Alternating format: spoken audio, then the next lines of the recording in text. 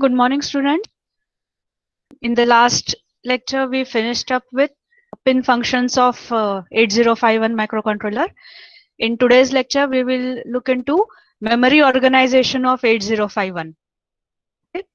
So we will look into how is internal RAM memory organized, right? Internal RAM first, then internal ROM. Then we will look into what size of external RAM can be connected and what size of external ROM can be connected to 8051 microcontroller, right? So we start with memory organization.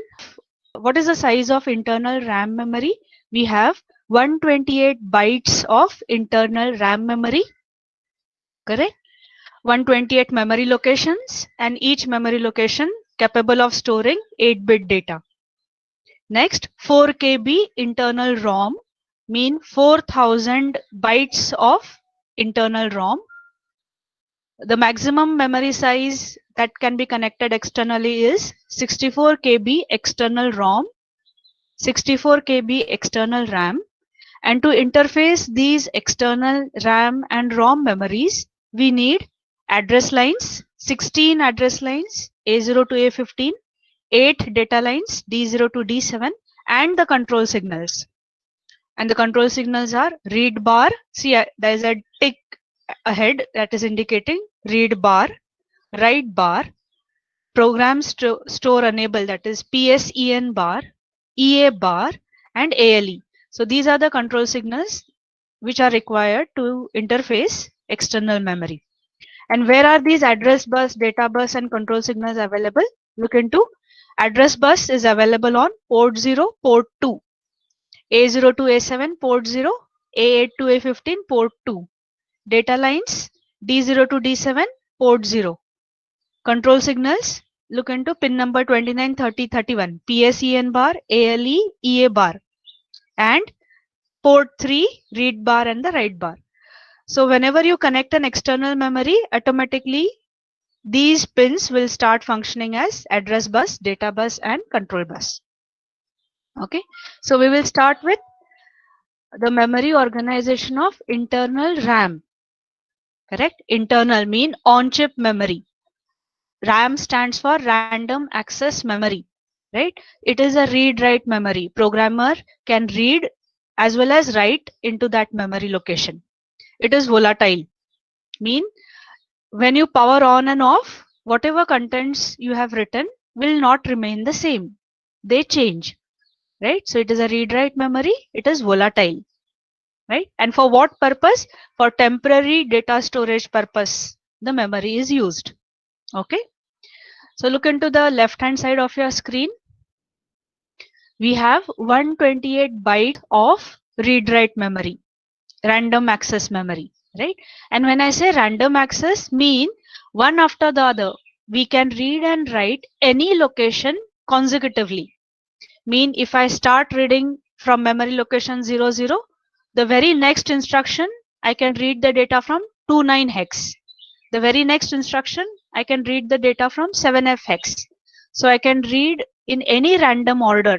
Hence the name random access memory. Okay.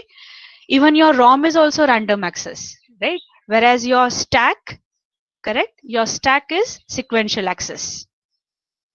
Okay. So we have 128 bytes of random access memory, read-write memory. So 128 memory locations mean 128 addresses.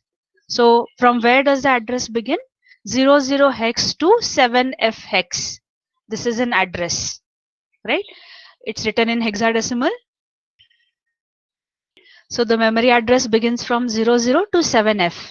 128 byte addresses mean 2 raised to 7 is 128. Hence, the last number is 7F, 111 and 4F. So 7 digits in the address, correct? Now, in this memory, we have 4 register banks. Which registers? R0 to R7, general purpose registers. So such 4 sets of registers we have, which we call it as a bank. So bank 0 has 8 registers R0 to R7. Bank 1, second set. Bank 2, third set, and bank 3 fourth set of R0 to R7 registers. Correct? So now bank 0, the registers, bank 0, it is also written 00 hex to 7F hex. Mean all these banks are part of read-write memory. So 8 registers are nothing but 8 memory locations. The first 8 memory locations are the registers R0 to R7. Do you get me? So the part of read-write memory itself is used as the register. So the first 8 registers are memory locations 00 hex to 7 hex. Second bank registers are from 8 to F hex. The next bank 10 to 17 hex. And the fourth bank is from 18 to 1F hex. Right? So we say we have general purpose registers. But what are these registers? The memory locations itself are used as registers. Correct? So we have 4 banks. Then we have bit access memory. Right? So we say initially 128 byte of RAM memory. Mean every location 8-bit read-write. Whereas we have 1-bit read-write also. Correct? And what is the size of that 1-bit read-write memory? It is again 128 bits of read-write memory. Okay? 128 bits you can read as well as write. And what are the addresses? 00 hex to 7F. Okay? As well as the same memory can be used as a byte read-write. Correct? So 16 memory locations are byte read-write locations. We will see it more clear, right? And last, finally, we have 30 hex to 7F hex, a general purpose read-write memory. Correct? So just to summarize, we have bank memory, we have bit addressable memory, and we have general purpose read-write memory. So look into the right hand side of your screen. See, you can see here that's rectangle. So this is representing 128 memory locations read-write memory. Address begins from 00 hex and ends at 7F hex. Correct? So these are those 128 memory locations. These are the addresses. Right? And initially from 00 to 07 is bank 0. Right? And what is bank 0? Those 8 registers R0 to R7. Correct? So the memory location 00 is nothing but register R0. Memory location 01 is register R1, and so on.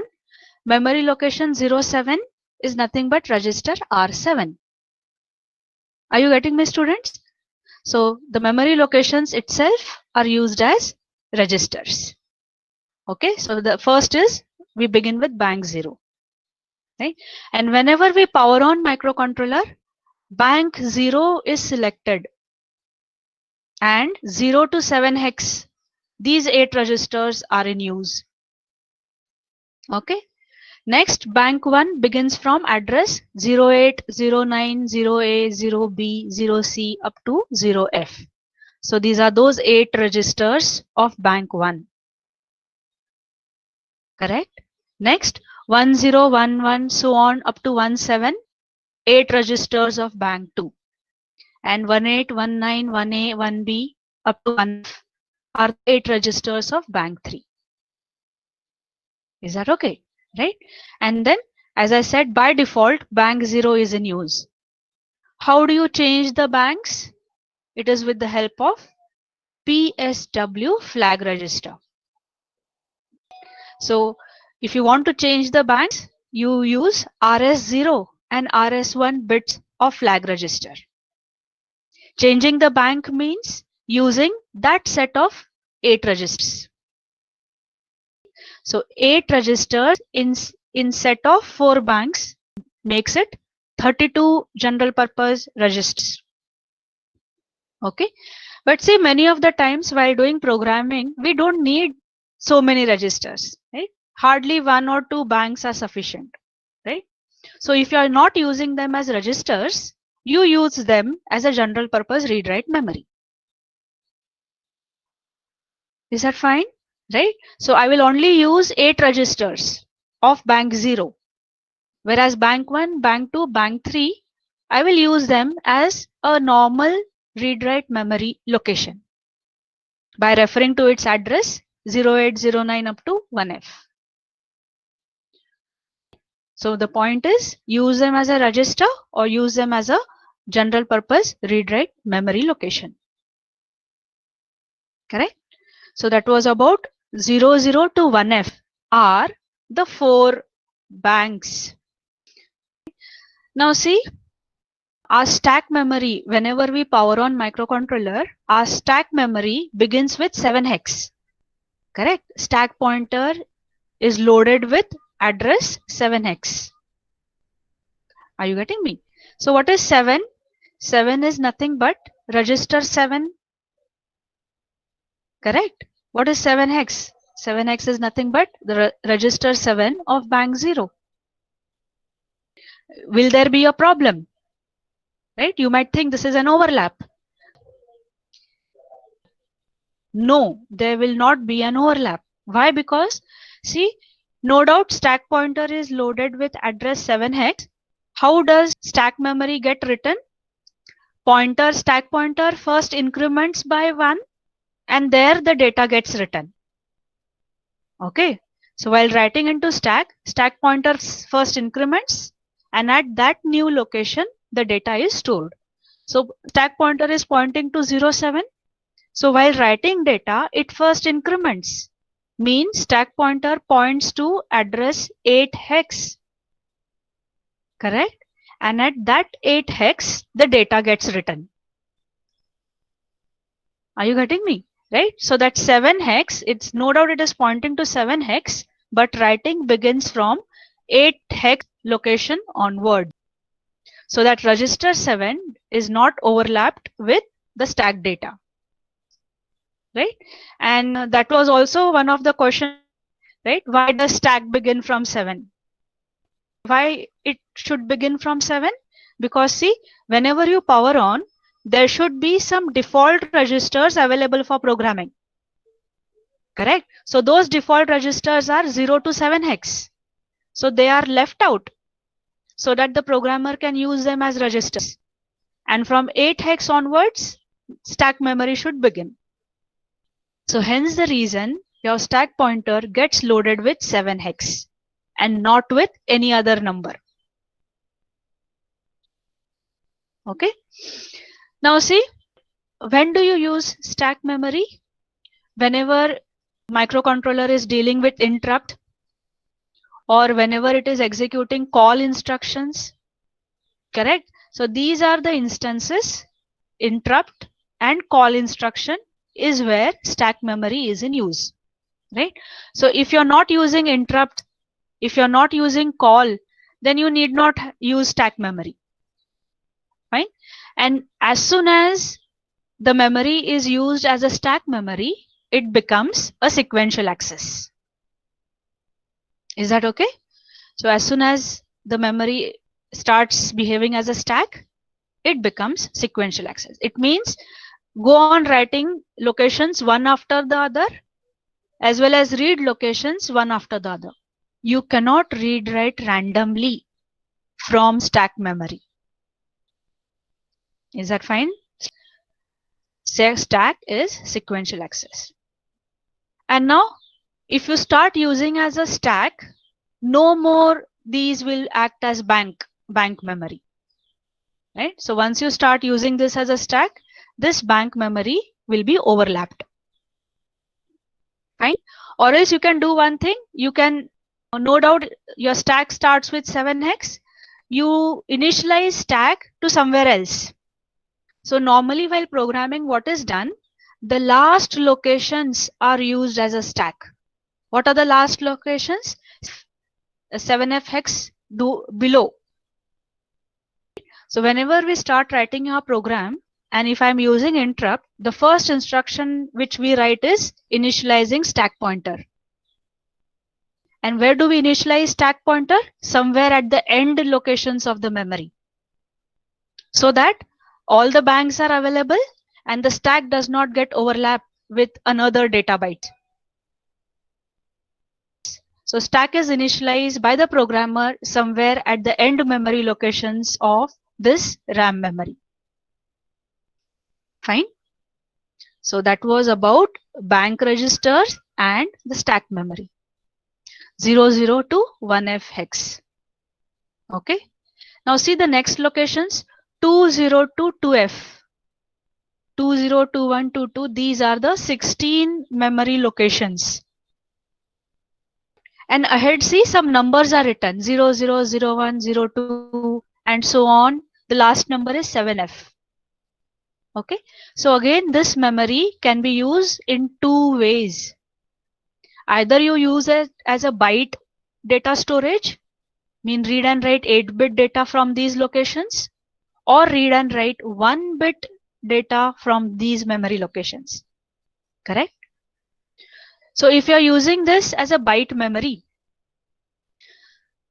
the addresses are 2021 up to 2F. Okay, so if I write an instruction MOV move A, 28 hex, it means 8-bit data from this memory location, 28 hex memory location, will be copied in accumulator. Correct? So 2021 up to 2F, if you write the addresses, they become byte read write. Correct? And if you want to use 8-bit, 1 bit at a time, the addresses are 00, 01, 02. And how many such 1 bit? 128. 128 mean the last address will be 7F. So 00 to 7F is 1-bit memory address. Are you getting me? How 128? See, there are 16 locations and each location 8-bit can be stored. So 16 into 8 is 128. So these 16 locations, if I use them as 1 bit, they become 128 bits. Okay. And 128 bits mean the address begins from 00, 01, 02, 07 and so on, ends at 7F. Fine. Now you will say 00 to 7F is a bit address as well as 00 to 7F is a byte address. How will microcontroller recognize whether the 7F is a byte address or 7F is a bit address? Yes or no? Right? How will microcontroller differentiate between the two addresses? 7F, here also there is 7F. So how does it do that? It is with the help of instructions. Bit read write instructions have a different mnemonic. Mean, for example, S bit, set the bit, clear bit, move the bit, complement the bit. Correct? So the bit instructions are different and byte instructions are different. Correct? So these locations, these addresses are identified by the microcontroller based on the instructions. So 20F byte memory, whereas the same memory can be used as a bit memory, but now the addresses will be 00 to 7F. Right? This is very, very important feature of a microcontroller. Memory access is bitwise, whereas that is not available in microprocessors. Right? Bit access memory, a strong feature of microcontroller. Fine, students, right? So bit addressable as well as byte addressable. And see here, 30 to 7F is a general purpose read write memory and a byte memory. 8-bit data can be read or written. From where? 30 hex to 7F hex. So that's how 128 byte memory is used internally by microcontroller.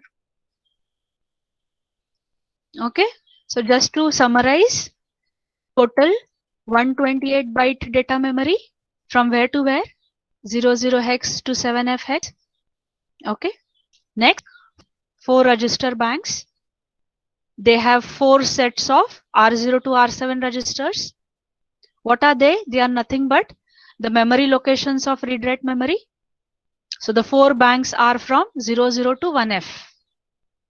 32 memory locations, hence 32 registers.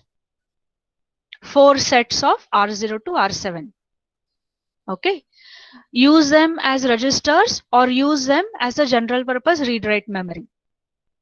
00 to 1F, either use them as registers or use them as a read-write memory location. Okay. So if bank 0 is used as a registers, 24 byte can be used as a memory. If you are not using any of the register R0 to R7, it means 32 bytes are used as memory locations. The same locations either as a register or as a memory. Next, 7 hex onwards is a stack memory, and that stack memory is sequential access. Fine. Next, we have 128 1-bit memory, as well as it is 16 bytes of memory. So if it is 16 byte memory, address is 20 to 2F. If it is 1-bit memory, address is 00 to 7F. Correct? Right? And the last locations 30 to 7F are the general purpose read-write memory, byte memory. So 30 to 7F are 80 memory locations. So 30 to 7F are 80 bytes of memory. Is that okay? So this 30 to 7F are 80 memory locations. And they are used as a general purpose read-write memory. We remember diagrams. So I have just put one diagram of what we have looked up till now. 0, 0, that's bank 0, bank 1, bank 2, bank 3. Look onto your screen. Who selects the bank? It is the PSW register, RS0, RS1 bit. By default, bank 0 is in use. So 0 to 7 are those 8 registers, R0 to R7. 8 to F, another 8 registers, bank 1. 10 to 17, bank 2 register. And 18 to 1F, bank 3 registers. Next, 20 to 2F, either use byte memory, 16 byte memory, or 128 bit memory. If it is a bit memory, address is 0 to 7F. If it is a byte memory, address is 20 to 2F. And 30 to 7F, general purpose memory. Okay. Stack pointer points to 07.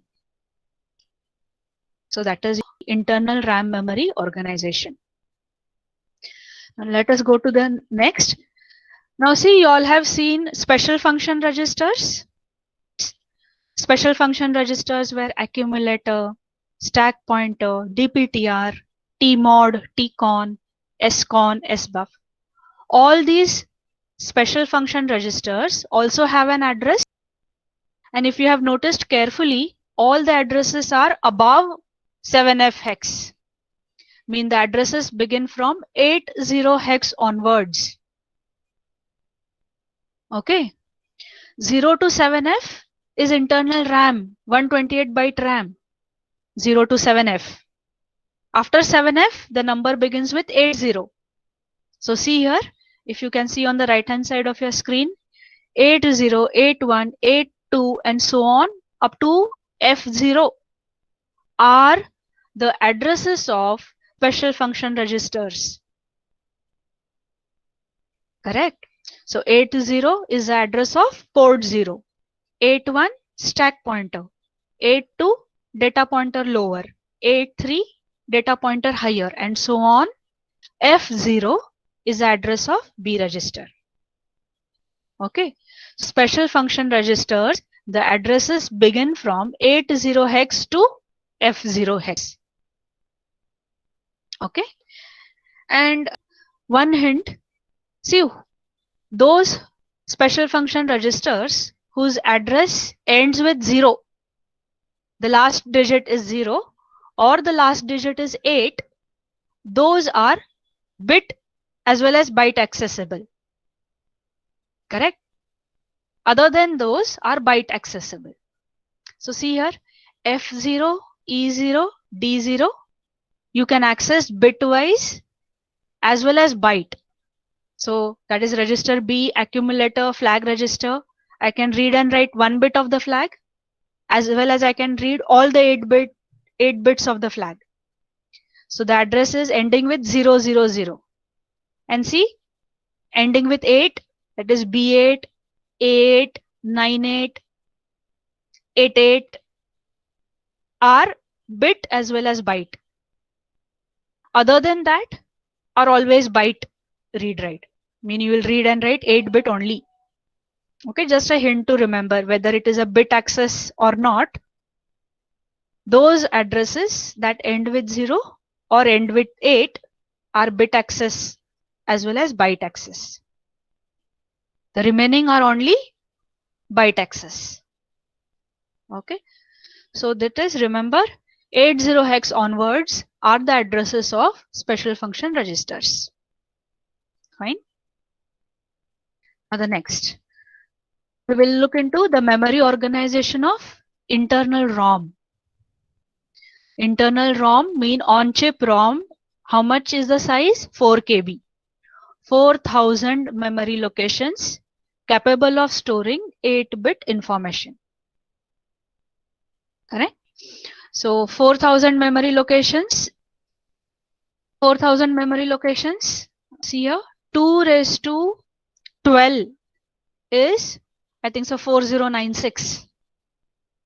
Right? 2 raised to 12 is 4096, which we round up and say 4000.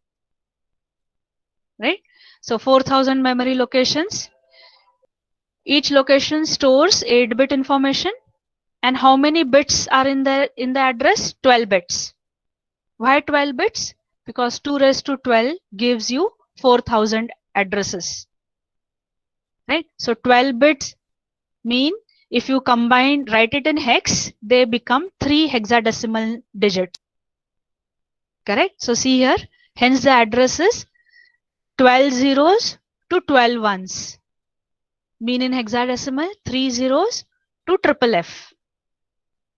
Okay, but generally we write the address as 16-bit address. Okay, so 16-bit address mean 4 hex numbers. So the address will be 4 zeros and the last address will be 0 FFF. 0 triple F will be the last address of ROM memory. Okay, students, right? So internal ROM is 4000 byte and the address is 4 zeros to 0 triple F. It's a non-volatile, right? We will be writing program in this memory and that memory is non-volatile. Mean once you program it, the program will remain even if you turn on and off, power on and off n number of times. That is non-volatile. And many of it are memory are reprogrammable. Either UV erasable programmable or electrically erasable and programmable. So ROM memory is reprogrammable. Okay. Now see the last point. ROM memory, the initial locations of ROM memory are reserved for interrupt. Hope you all remember interrupt, right? What is an interrupt? Interrupt is something, see, microcontroller will be executing a program and when an interrupt arrives, it will stop, it will complete the current execution, stop it, and will jump to some another memory location to execute the interrupt program. Correct? So what is hence the name interrupt? Right? Microcontroller is doing something and the programmer is stopping it to do something else. Is the concept of interrupt. Right? So now, so what are we saying? The first few memory locations are reserved for interrupt. right? And see what are the addresses of those interrupts. 3, that is 003, B, 13 hex, 1B hex, and 23 hex. These are the 5 memory locations or 5 memory addresses. Why 5 addresses? Because we have 5 interrupts. Microcontroller 8051 has 5 interrupts. What are they? 2 hardware interrupts, int 0, int 1, and the 3 internal interrupts, timer 0, timer 1, and serial communication. Correct? So there are total 5 interrupts, hence 5 addresses. First address is of interrupt 0. 3 is interrupt 0. B, timer 0. 13 interrupt 1. 1B, timer 1. And 23 hex is an address of serial communication. It can be because of transmission or it can be because of reception. So these are the addresses of interrupts. Right? So what did we say? Microcontroller is running a program, and when interrupt arrives, microcontroller stops the current execution and jumps to some other memory location to execute the interrupt program. So what are those other locations? 3 hex. This is the other location, mean the address of interrupt 0. So whenever interrupt 0 arrives, microcontroller will stop the current program and jump to this address. Right? And the programmer has to write program at this address. So it is at this address your interrupt program will be written. Right? B, this is the address interrupt program of timer 0. 13 interrupt program of interrupt 1. 1B interrupt program of timer 1, and so on. Right? So the initial ROM memory locations are reserved for interrupts. And see, there is a name, interrupt vector address. Why is the name vector? Because when an interrupt arrives, microcontroller is directed to go to some different location. Hence the name vector. Okay. When an interrupt arrives, microcontroller is directed to go to some different address and execute.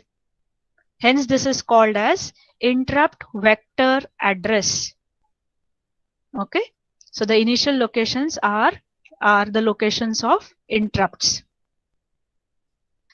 Now just to clarify more, see, I have drawn here partially 002 33 hex. Initial part of the vector address part is shown here. Okay. Now if you remember, what is that 000 hex ROM location? That is the location from where you start writing a program. So 00 hex is from where your program begins. Why? Because whenever we reset microcontroller, this is the address getting loaded in program counter. Correct? So 00 hex is an address for reset. Right? And on reset, what happens? Again, whatever microcontroller is currently doing, it stops and jumps to 000. This is the operation of reset. Mean reset is also behaving as an interrupt. And that is also the reason reset is called the 6th interrupt of microcontroller. Okay. We no doubt have 5 interrupts, 2 hardware, 3 internal, but we have the 6th interrupt also. And which is that 6th interrupt? It is the reset. Why? Because when we reset, it stops the current execution and jumps to location 00 and executes. Right? So reset is also one of an interrupt, remember students, right? But we usually do not count it as an interrupt. Right? So 00 hex is reset vector address, 3 address of interrupt 0, B address of timer 0, 13 address of interrupt 1, 1B address of timer 1, and 23 address of serial communication interrupt. Okay, right? But then see, I have told you all we should start writing our program from 00 hex. But then there will be a problem. because immediately at location 3, I will have an interrupt program. At immediate next location, I might have a timer program. Then there will be an overlap. Correct? So then how do we resolve this? Look into the right hand side of your screen. Right? We start writing our program from 000 hex only. So my first statement will be org00, originate from this address. But then immediate next, I'll be writing one jump instruction. S means small jump, right? Unconditional jump instruction. We start with 00, but the very next instruction is jump to somewhere. See, the label is given next. So unconditionally jump to label next. And from label next, we start writing our program. So as we said, we begin with 000, but from there we jump to some other location and we start writing our program. Now, what location do we start writing? That location is decided by the compiler. See, we normally use KEIL, Kyle or Keel is the name of the software. Widely use this software to write 8051 microcontroller programs, right? Kyle or Keel Microvision is the name of the software. So what does compiler do? Compiler automatically skips these memory locations. And beyond this memory location, it assigns the address for your program. Correct?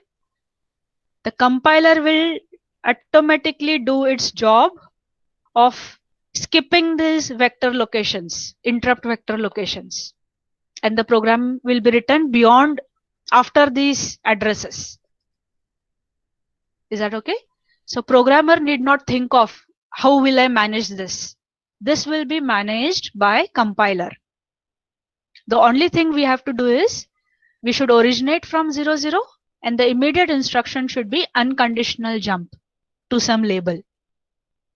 And the same label should be the starting of your program. Next, the next. Okay.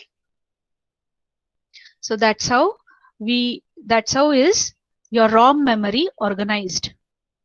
Is that okay? The first initial locations are reserved for writing interrupt programs. And beyond the locations, we should start writing our program. Now see here, this is an address, 03 hex is where I'll write an interrupt program. Okay, but immediate next, there is a location for timer interrupt program, B hex. After immediate next is the address for interrupt 1. So see the gap between these two locations, 3, 4, 5, 6, 7, 8, 9, A. And then immediately there is B. So in between these vector addresses, I have only 8 memory locations to write the program.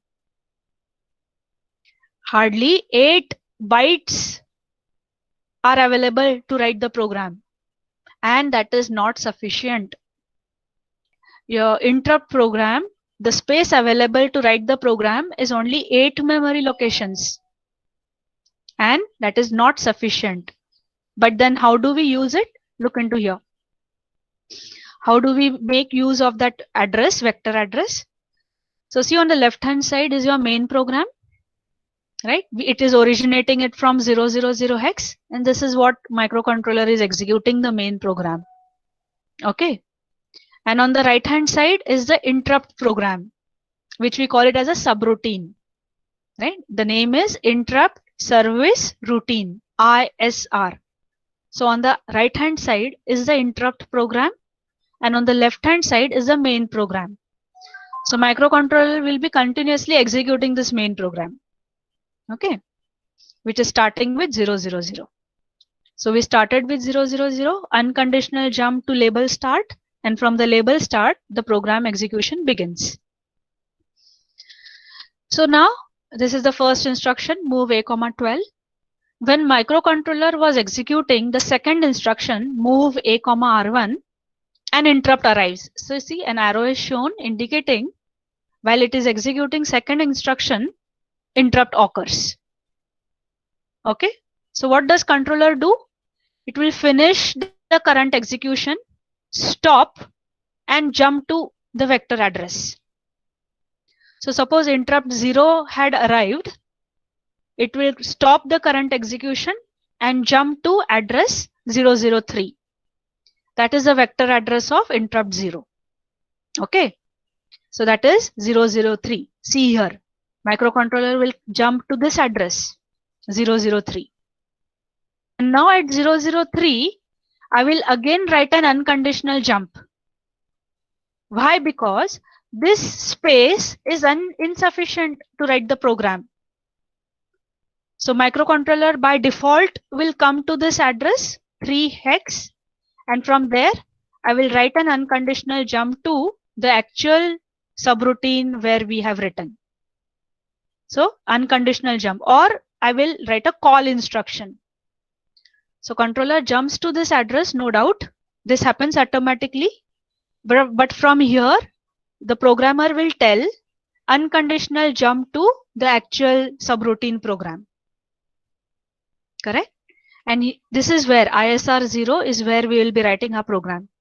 And the last instruction of subroutine is return, interrupt return. So that is the last instruction of the interrupt program. And as soon as this is executed, it comes back to where it had stopped. Okay. What did it do? It stopped executing add instruction. It completed the current, it jumped, executed the subroutine, and it came back from where it had stopped. Okay. And it starts executing the instruction from the main program. So the point is, at these vector addresses, we actually do not write the program. But what do we write? We write some unconditional jump or unconditional call to the actual subroutine where it is written. Hope you all are getting me, students, right? And I'll stop here. So bye and thank you.